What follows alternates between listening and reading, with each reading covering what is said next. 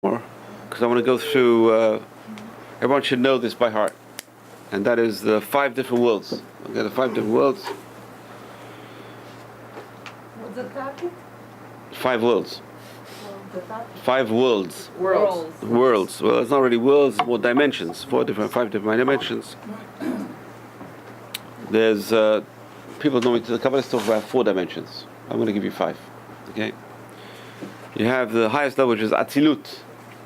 Atzilut, but it's not really the highest level. Atzilut is the word Etzel. Etzel means next to. So we know there's a world above that, which is the Ein Sof. Let's call it the world of Ein Sof, but really there's other terms for it. Let's simplify and say there's one world above the Atzilut. There's one dimension above Atzilut. Okay? You have Atzilut, you have Bria, okay? Yetzirah, Asiyah. Atzilut, Bria, Yetzirah, Asiyah. And above that is the Ein Sof Baruch Hu, or close to the Ein Sof Baruch Hu, the Creator. You have the Creator, you have the Bria, Yetzirah, Asiyah. And the flow of the Creator comes through all these worlds. The light of the Creator comes through all these worlds. Okay? So that's it's a little bit, don't take it literally, because it's not to be taken literally. You can't understand Kabbalah literally. Why? Because these things are talking about things which we can't even see and can't even feel, can't even touch. They're esoteric. But just to give it an idea of what's going on. So basically that's what the Kabbalists talk about. And it's illustrated by the 4 letters of the God's name. Yud Kei Vav Kei, right? Yud Kei Vav Kei. So look at the Yud Kei Vav Kei. The Yud is Atzilut. The Hey is the Bria. The Yetzirah, Asiyah. The last Hey is the Asiyah, which is the lowest level. That's the simplest. And then there's the Kotz of the Yud. There's a little crown on the Yud, which hints to higher levels. Okay. Okay. But it also links to 5 parts of a person's soul. All right, what are 5 parts of a person's soul? So going from up to down, it's Chaya, which is the highest level. Yechida, Chaya, Yechida. Actually, the Yechida is the highest level. Yechida, Chaya, Neshama, Ruach, Nefesh. Okay, so those are the 5 levels of the soul. Let's do it again. Yechida, Chaya, Neshama, Ruach, Nefesh. So there's a link between these 5 parts of the soul and the 5 different dimensions, okay? So you can imagine the different parts of the soul come from different dimensions. Simplify it. So the Nefesh comes from the Asiyah. Linked to the Asiyah. It's linked to the Asiyah. It doesn't come. It's linked to the Asiyah. And the Ruach, which gives us the ability to talk and speak, comes from the Yetzirah. And the Neshama comes from the Bria. And then the Chaya comes from Atzilut, and the Yechidah comes from above. Okay, so there's the 5 different levels. It's very important to know this, because that's the introduction to our next section. Okay, it's the introduction to the next section. And he brings this more down. There's a chart over here, very nice chart on page 65, for those who have the book. So, and then, this is also linked to the Sefirot. Interesting, these 5, even though they're 10 Sefirot, these 5 worlds are linked to this 10 Sefirot. Obviously 5 out of the 10. So Asiyah is considered the Malchut, page 65. Asiyah is considered like the Malchut, which is the lowest level. The Yetzirah is the Tiferet. The Tiferet, actually Tiferet is interesting because Tiferet includes 6 Sefirot. Right? Chesed, Gvura, Tiferet, Netzach, Hod. Right? Well, the Tiferet is 1, so it's really 6. So Tiferet includes 6. Okay? Chesed, Gvura, Tiferet, Netzach, Hod, Yesod are parts of the Tiferet. It's called 6 Ketzavot. The 6 points. 6 points. 6 points on a Jewish star, right? So you can imagine the Tiferet is in the middle, and the Tiferet includes all these 6 points. It really is not. It's not really accurate because there's 5 points in the Tiferet in the middle. But right, so there's 6 parts. So the Tiferet is 1. The Tiferet corresponds to the Yetzirah. The Bina corresponds to the Bria. The Chokhmah corresponds to Atzilut. And the Keter corresponds to Ein Sof. So again, there's different ways of putting this. You can combine the 3 different systems. You combine the system of the dimensions with the system of soul and the system of Sirot. Okay, so you can combine all 3, and each one can represent each other. Okay, and then there's something else which I'm not going to talk about, which is Tanta. Tanta is the 4 parts of the Torah. Tanta? Tanta. What are the 4 parts of the Torah? Ta'amim. One second. Ta'amim is the highest. Ta'amim, nikudot, tagim, otiyot. Okay? Ta'amim are the tunes in the Torah. Ashkenazim call them trop. That's the most esoteric part of it, right? The most esoteric part of the Torah is the tunes. Why? You can't see them. You can just hear the music, but you can't even see anything. Right? Well, it's the same tune, just different interpretations of the tune. It's the same signs. The same signs for everyone. The signs are the tunes are the same. Well, it depends what you mean by tune. So, but the definition of the tune is different. The explanation of how people interpret the tune is different. But there's similarities. You'll see similarities. Like sof pasuk is sof pasuk. So how do you sof pasuk? End of the sentence. Sof pasuk. Right? Most people are saying atnach. It's the same. It's a comma. I mean, you can't really. But it's interesting. The highest level of it's interesting. The Torah. There's 4 parts of the Torah. There's really many more parts of the Torah. But the way of reading, say for example, so the Tanta, the Ta'amim, the tunes are the highest level of the Torah. That's why it's so important to get the tunes right. It's so hard to do, because they're not there. You can't see the tunes, and that's why they're the highest. Whatever you can't see is always the highest. Whatever you can't touch is always higher, right? So wind, for example, you can't touch the wind, but you feel the wind. But the sun is much higher. Why? Because you feel the light. You don't. It's not even something pushes you. It can't push you. Right? So the more intangible something is, it's usually on a higher level. So the tunes in the Torah, you can't even see them. You have to look at the tikkun, but they're not in the Torah. You look at the Torah scroll, it's missing the tunes. Ta'amim, that's why they're the highest. Ta'amim. Nikudot, the vowels. There's no vowels in the Torah either. So they're also very high. Okay. Ta'amim, nikudot. Tagim, the crowns of the letters you can see. They're very small. So they're also higher. And the otiyot are the lowest. Okay? The truth is there's a level below that, which is the actual parchment itself. Because there's 5 levels. Again, Tanta was already 5. We talk about 4, but there's already 5. Okay. So there's different ways of interpreting, but the system is always 5s, 4s and 5s. Okay?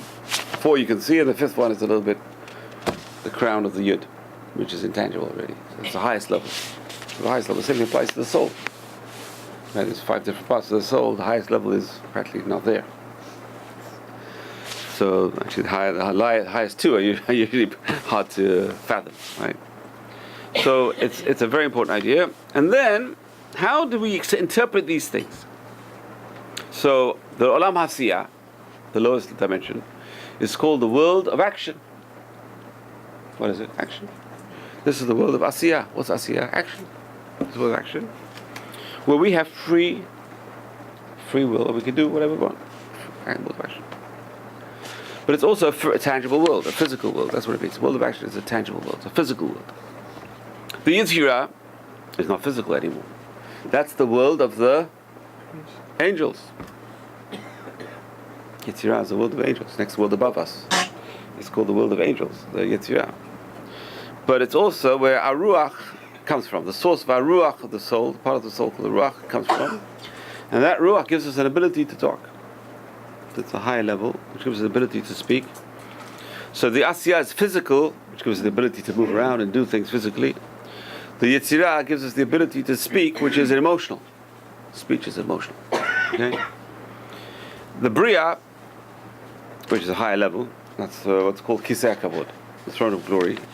Talking about the throne of glory is the Bria. Okay? It's only the throne of God. It's not the godly. So there's a higher level above that. So it's the throne of God. It's the Bria. And apparently that's where Adam and Chava were. Adam and Chava were in the Bria. They were created.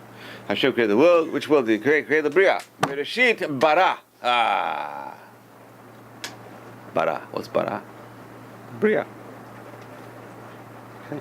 Bereshit, that Kabbalah says, Bereshit is always Chachma. Chachma created the Bria. So the first level is Chachma. And the next level is Bereshit bara. It's explicit in the Torah. Bereshit bara. Bereshit bara Elokim. Okay, the Shemayim Ta'aretz. These are 5 levels over there, right there. Okay. So the Bria is the where the Bina comes from, understanding, intellect, understanding. So you have the physical, which is the Asiyah. You have the Yetzirah, which is the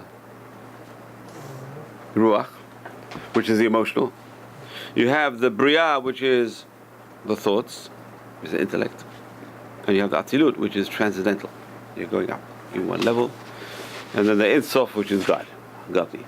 So that's the highest levels. Anyway, so let's go back now. So once we have that introduction, it's very important to remember the introduction we have. It's good to go back and over that introduction, page 65.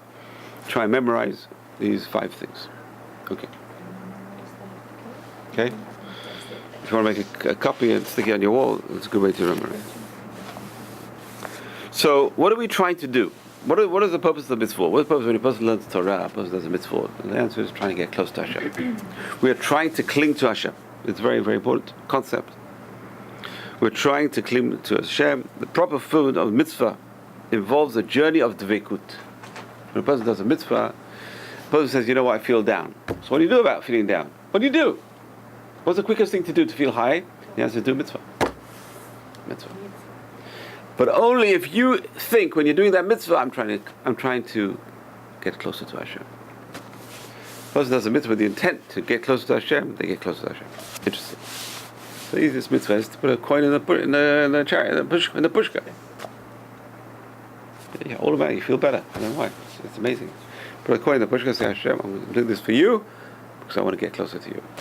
The person says, I'm doing this to raise the soul of so and so. Even better. So it's action. It's a double chesed. It's chesed because the poor man's going to receive that coin, and it's chesed because someone's soul is going to get elevated in that world above, because it's an amazing, powerful thing. Or a person can say, I'm putting this money in the pushka for the sake of so and so to do teshuvah. Think about it. You can do a mitzvah for so and so to do teshuvah. It's just teshuvah. This will be a merit for him to do teshuvah. This coin will be a merit. So I'm giving away my merit to put it on his account to help him do teshuvah. I will help him do teshuvah. Yeah, but you can say it. So this way, but it's also to cling to God. Whenever a person does mitzvah, Baruch atah Hashem Elokeinu melech haolam, asher kedishanu v'natan tzvanu, He sanctified us. It's a process of dveikut. It's a process of clinging to God. And when a person clings to God, automatically they're sanctified. God purifies. Mikvah Yisrael Hashem. The mikvah of God is Hashem. Who said that? Rabbi Akiva. Mikvah. He quoted the pasuk. It's pasuk, right? Mikvah Yisrael Hashem. The mikvah of God, of the Jews, is God. So God purifies us. So when we cling to God, we get purified automatically. Suppose that I feel down, I feel lack of spirituality. Why? Because you're not doing mitzvah properly. Why are you doing mitzvah properly? Because your intention when you do mitzvah is, I got this burden I got to get rid of. I feel obligated. It's like a man kisses his wife because he feels obligated. What does she feel? Don't answer that question. She feels like, he's not really doing it properly. But if he kisses her in order to cling to her, there's a difference between root and Orpah. Right? It said Ruth clung to her mother-in-law and Orpah kissed her and left her. There's two different approaches. So it's like the Western civilization, they kiss under the chuppah, right? Oh, it's not a Jewish concept to kiss. The Jewish concept is clinging. What's clinging? Commitment. That's much harder. Kissing and to say, kiss you, honey, have a great day, honey, goodbye, and that's it. But the person says, I'm not going to leave you, honey. I can't leave you. I find it difficult to leave. That's love. Love is commitment. And that's what a person does. So there's two different ways to do mitzvot. One way of doing mitzvot is, it's an obligation. I just want to get it off my back. I feel bad because I feel guilt. I'm doing it because of guilt. If I don't do it, I feel bad. I got to pray because that's one of the mitzvot. And I feel bad if I don't do the mitzvot. I'm doing it because it's an obligation. Okay. I'm not saying it's bad. But there's a high level. The high level is, I'm doing it because I want to get closer to Hashem. And that's very powerful. Just that kavanah is tremendously powerful. Why a person is doing mitzvah? Because I'm doing mitzvah as an obligation. Okay, that's a mitzvah. Mitzvah means obligation, command. But a person says I'm doing mitzvah as an obligation, but also to get higher, to use it as a stepping stone to get to a high level. That's opening up a whole new vista. That's opening up a whole new opening. And that's what it says. The Gemara says, you open for me a little hole, and I'll open for you a hole the bigger the width of a whole hall. Olam, right? So that's a very important idea. The idea of what the kavanah is behind the mitzvah. And the kavanah is the highest level of because the kavanah is the thoughts. The thoughts which is even higher, the yearning above even the intellect. Yearning is even above intellect. Intellect is, I understand this stuff, I'm going to do it. Right? Yearning is, I want to do it to get to the higher level. I'm yearning for something higher. That's the highest level. Very, very high level of serving God. Yearning. Okay, we are moving on. And that is, we are going to talk today about darkness and light. Okay? So meditation is part of a mitzvah. I'm on page 62. Meditation is part of a mitzvah. It's not the reason for the mitzvah. Very interesting. The reason for mitzvah usually we don't even know the reason for mitzvah. The Rabbi says, all mitzvot have reasons. Even a chok has a reason. The trouble is we don't know the reason. Hashem has a reason. Hashem does not do things for no reason. Hashem is, according to Rambam at least, Hashem is super rational. Hashem does not do things arbitrarily. Hashem is not a dictator who just by whim does things. Doesn't. Hashem has a plan. Hashem is very structured. Hashem is very orderly, and everything does is according to a plan. Everything has a reason. Every single thing has a reason. Only trouble is we don't know the reason. Rambam says we have an obligation to try and find the reason, because Hashem gives the brains. But even if we know the reason, we shouldn't think that's the reason. We don't know for sure if that's the reason. I think it's the reason, but I don't know for sure. So meditation is part of a mitzvah, but it's not the reason for the mitzvah. And most people don't even meditate when they do a mitzvah. That's the trouble. So Rabbi said, you know what? We're going to give you a meditation. The meditation is the bracha. So most people say the bracha like an autopilot, right? Like a little what is it called? Robot. Most people say the bracha like a robot, but the bracha itself was the meditation behind the mitzvah. Most people don't know. We lost that. We lost that step. So we lost that step of meditation. Meditation is an integral part of the mitzvah. Meditation to get closer to Hashem is part of the mitzvah. So coming close to Hashem is the main purpose of all mitzvot. Very, very powerful. This is something that should be taught at schools at a very low level. Why are you doing a mitzvah? Number one is God said to do it. It's very good. That's what most kids, you ask a kid, why are you doing a mitzvah? In a good yeshiva, they'll tell you because God said to do it. That's what a mitzvah is, a command. But why would you want to do a command? What's the purpose? Where's it going to get you? And that's the next step. It's going to get you closer to Hashem. That's the part they stop. They don't know that part. They don't have the concept of getting closer to Hashem. How do I get closer to Hashem? So the closest we get is we walk 3 steps forward in the Amidah. We literally walk closer to Hashem. So a person says, where do I get closer to Hashem? When I walk forward in the Shemon Esrei, I'm getting closer to Hashem. But that's physical walking. Hashem is not physical. So the idea is when you're taking steps towards Hashem, and the steps towards Hashem, the biggest step towards Hashem you can do is by serving Hashem. You're serving Hashem, you're taking steps towards Hashem, but the yearning to get closer is very, very critical to the process. That yearning is in the bracha. So that person says the bracha with kavanah, I want to get sanctified by Hashem because I want to get closer. And when you get closer, you get sanctified automatically. So coming closer to Hashem is to delving into the mitzvah with all our intellectual faculties. And that's a part of us which is usually sleeping. The intellect, it's interesting, modern man, we're so used to just watching and seeing things and being stimulated from the outside. Our minds stop working. You see people they're like zombies. You're watching a movie like a zombie.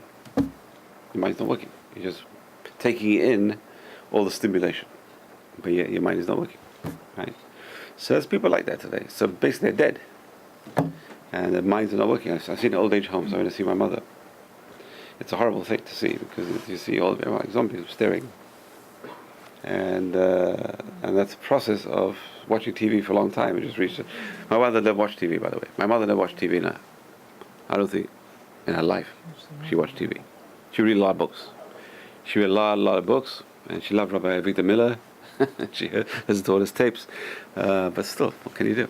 But eventually, some people they're with it, but they're dead inside. The head is dead. Why? Because they're not used to thinking. They're not thinking. They're watching things and hearing things. They're not really thinking. So it's very hard to think, especially when doing a mitzvah.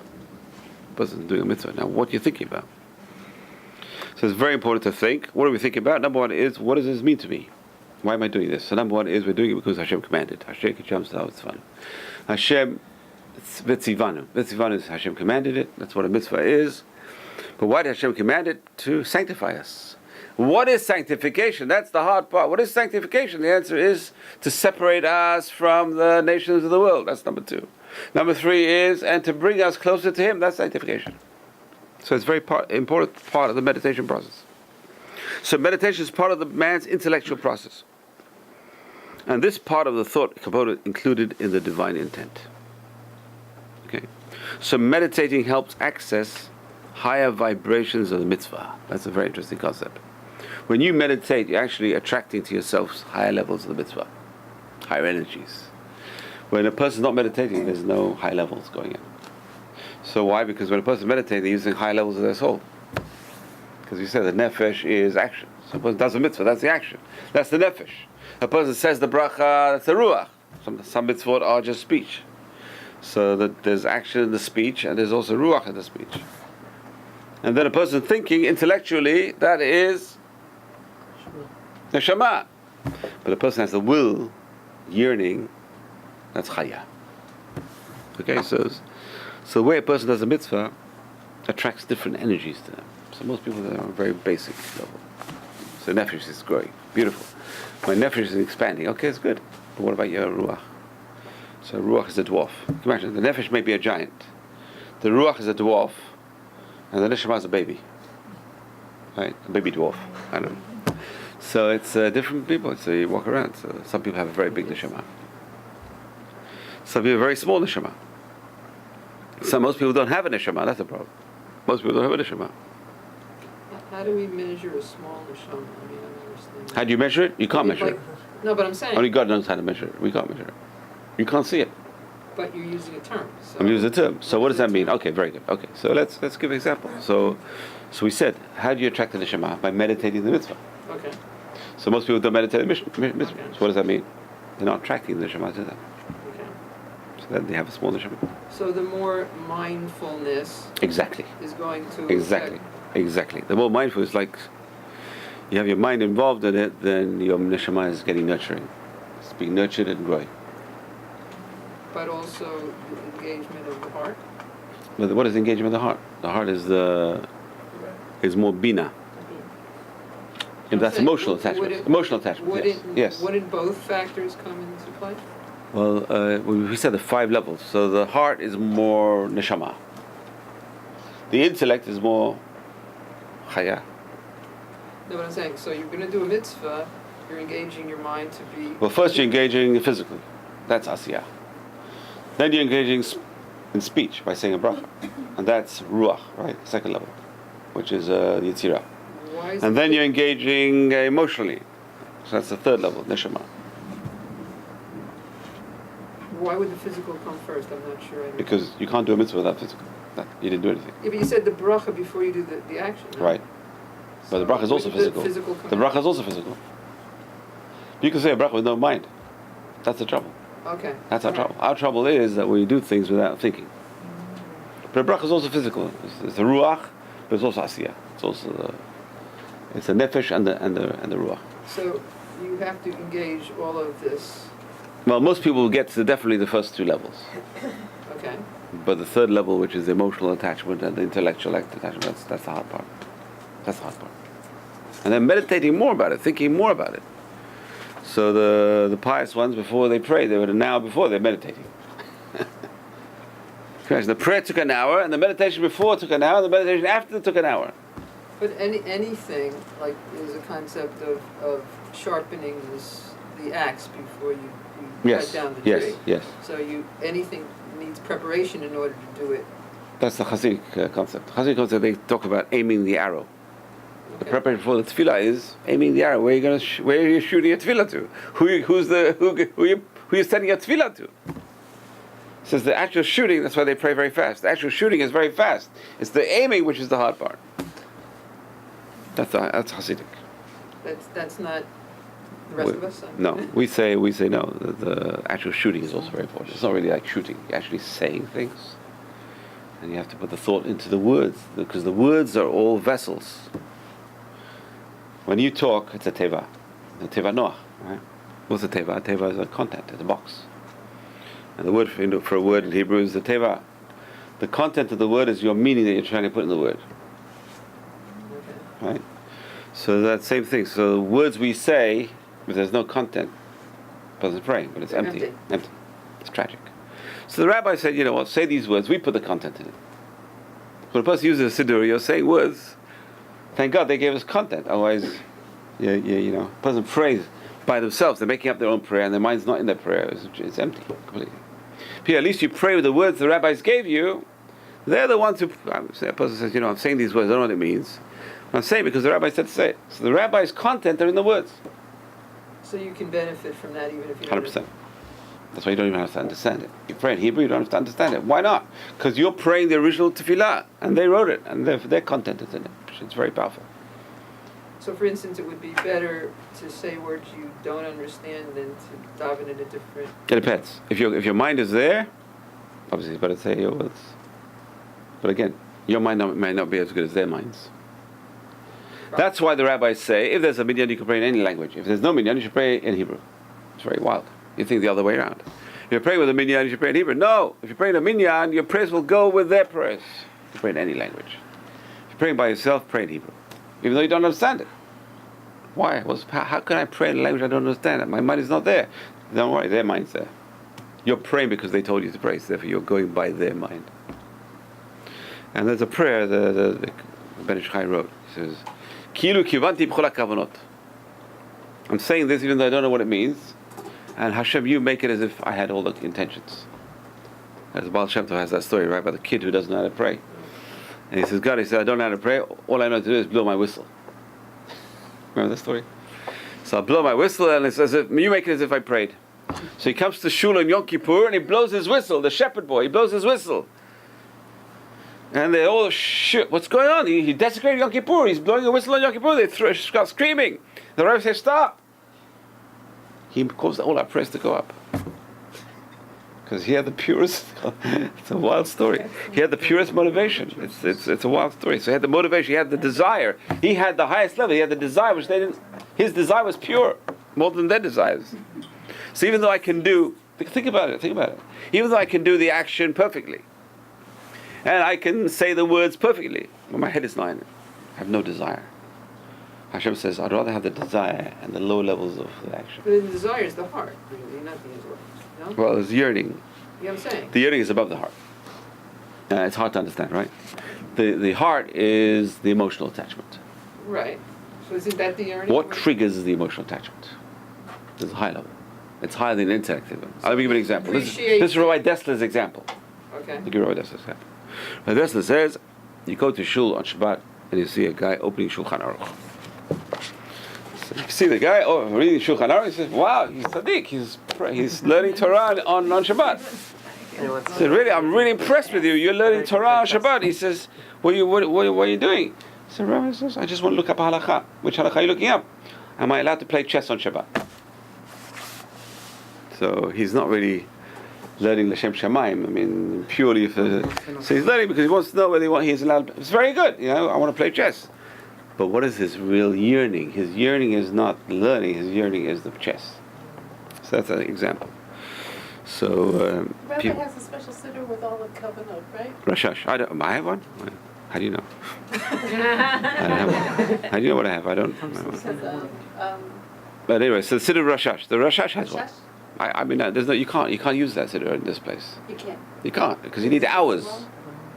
They pray, I mean, he'll tell you, how many hours did it take to pray Mincha? It just keeps on going. But you can learn from it, no? You can learn from it, yeah. If you have time to learn, it's like, and you know what's going on, it's very complicated. Very, very complicated. That is the Sephardi Kabbalah. Sephardi Kabbalah is all about how to pray. It's amazing. Think about it. You know, all the Kabbalah, what for? To know how to have kavanah when you pray. That's it. Huh? Okay, good. I'm just saying, that's the bottom line. The bottom line is to know how to pray. What does that mean? So they're giving out the biggest Kabbalists. What are they doing? They're learning the kavanah, how to pray. How do I pray? What do you mean, how do you pray? When you say this word, what does it really mean? What's going on? What are you trying to trigger? What energies are you trying to trigger? What are you trying to do in the worlds above? It's wild. So first you got to learn about the worlds above first. You got to see how does everything fit in, and then you got to try and fit in where the tefillah, what is tefillah doing in the worlds above. So it's really spiritual engineering. It's amazing. It's wild stuff. And that affects you, and that affects everyone else as well. Okay. But that's advanced. That's an advanced level. But Hasidim, they try and bring it into this world. In other words, trying to fix one's traits based on the Kabbalistic system of the Sfirot. So bring the Sfirot into your body. So, which is, Sfarim say no, don't make it physical. These are spiritual entities. No. But there's a linkage of it. There is a linkage, definitely a linkage. But it's a very dangerous kind of linkage anyway. So Sfarim say, you know what, it's theory, don't bring it to...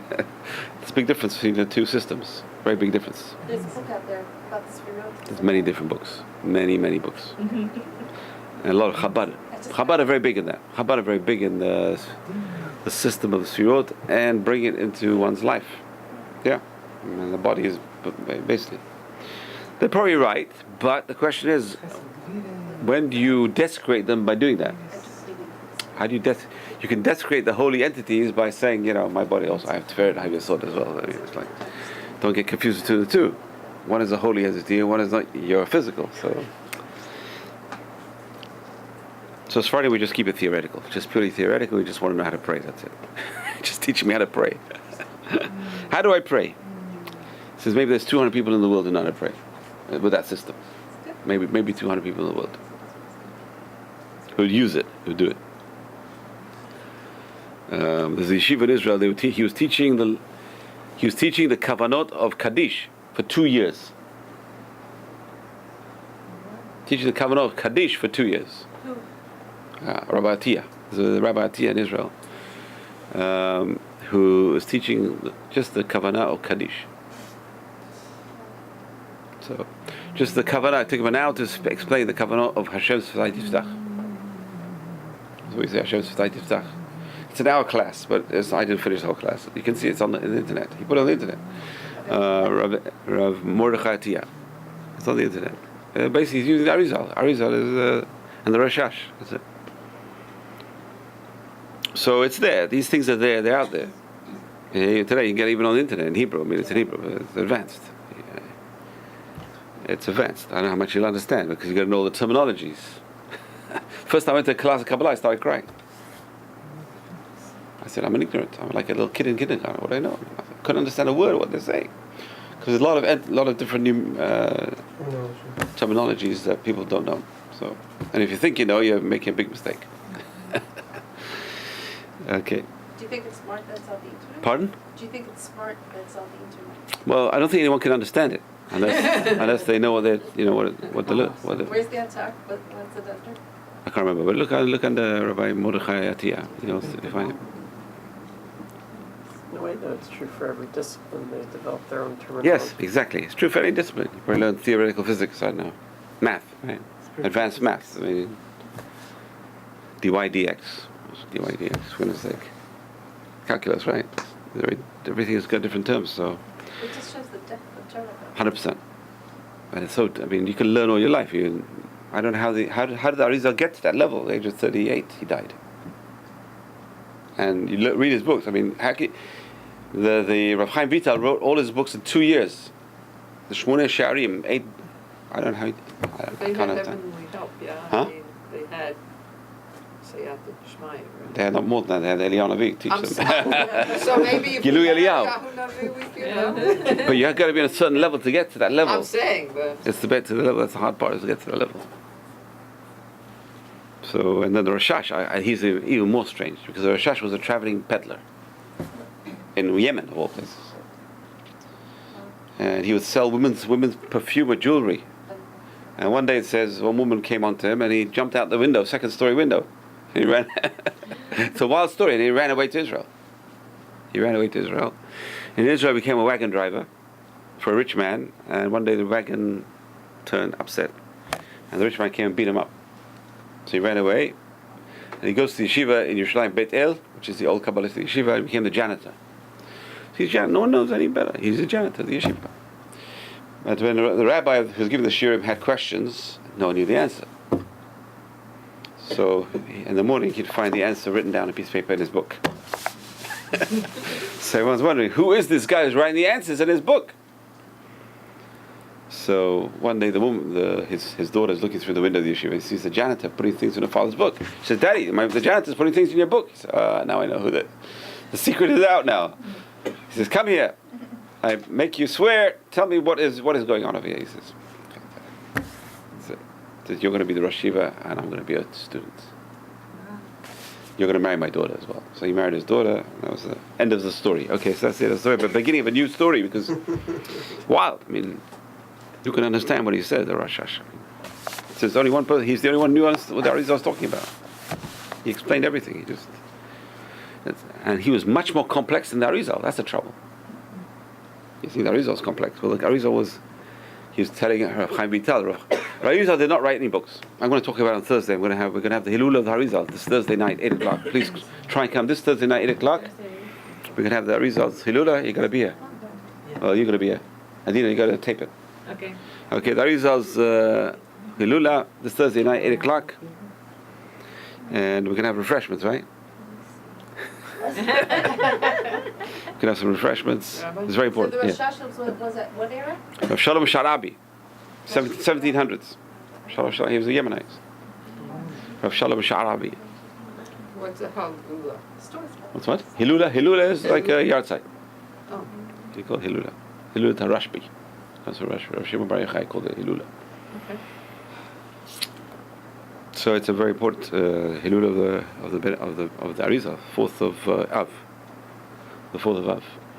If you go to Sfat 4th of Av, you can't get in. It's mobbed. I went there once. I'm not going to go there again on 4th of Av. I'll tell you, you can't even get to the kever. It's like a mob of people. The Hilula of the Arizal. It's like going to Meron on Lag BaOmer. Well, Meron Lag BaOmer is maybe worse. Okay. Where are we at? Okay. You go to a shul. Pardon? You go to a shul. Shul? No, it's out in Tzfat.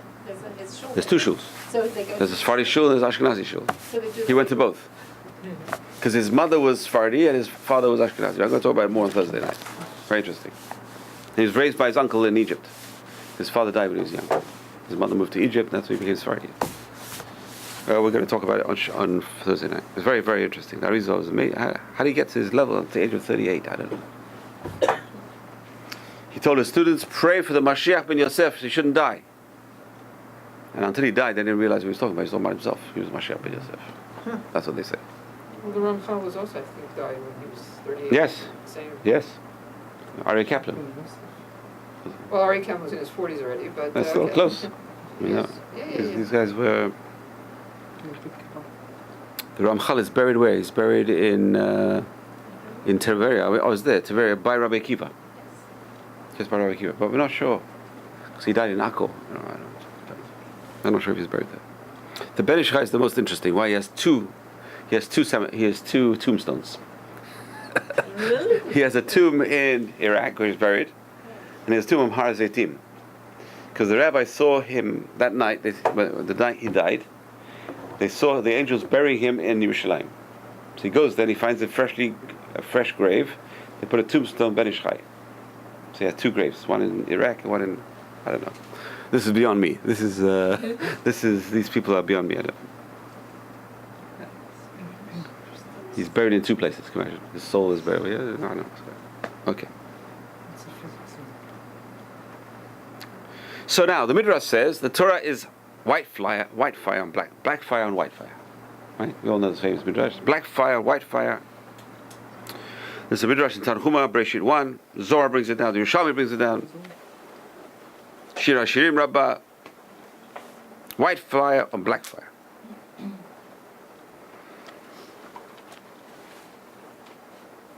These denote two states. In white fire upon black fire is below. In black fire upon white fire, black is a level above the white. Hear that? So it's black fire on white fire, you have to, the white fire is below. If it's white fire on black fire, then the white is above and the black is below. Okay. So for example, the parchment is the white and the ink is the black. So the lower level is the parchment, right? The Midrash says in Parshat Shmini, talks about Hashem showing Moshe a menorah of white, green, red, and black fires. The Midrash Rabbah in Nassau refers to the whole Mishkan being shown to Moshe as red, green, black, and white fires. Hear that? It's all fire. Everything's fire. What's fire? It's all colors. The colors hint to different parts of Sefirot. Every sphere has a different color. So it's interesting. So what is black and what is white? The Zohar's metaphor of blackness describes a luminous presence of God related to Bina, the Sefira Bina. Black fire is an extension of white fire. What does that mean? White is something you can't see. So we said, the less you can see, the higher it is. So white represents the spiritual, high spiritual. The black is, The absorption of all the colors together. well, one second before you there. The black is created from the white, which is wild. Think about it. Because the white is the highest level, godly level. What created everything? Hashem. So Hashem created everything. The more physical it gets, the blacker it gets. More tangible it gets. So black is something very tangible, white is something intangible. So the intangible creates the tangible, not the other way around. We think it's the other way around. We think we're human beings. We want to create everything. We're the creators, right? Wrong. God is the creator. So God has created the white. On the other hand, we can also create white. By doing spiritual things, by spiritual activities, we're also creating white. It's interesting. Black can create white. So it's black fire on white fire, and white fire on black fire. The black has the power also to create the white. Very fascinating. So black fire is an extension of white fire, an expression of Hashem. Black fire in the spiritual realms is a wellspring of life, love, and goodness. On another level, black signifies the veiling of a God, the darkness of our ego, hiding Hashem. Blackness must be lived through and experienced to access the godliness beyond the white fire. So you have to live through this. So what is it? The darkest, what is it? The darkest part of the night is the time before dawn. So you go through the blackness. Who represents, which of our forefathers represents darkness? Yaakov Avinu. Yaakov Avinu represents exile, which is darkness.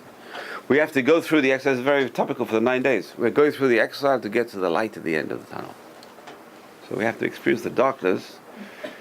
Yotzer or Borei Choshech. Hashem created light and He created dark. Without the darkness, you don't appreciate the light. So you have to go through the darkness to appreciate the light. A person who has never lived in Chutz La'aretz never appreciate Israel. Israelis, they don't appreciate. If you haven't lived in a pogrom outside, there are enough pogroms in Israel.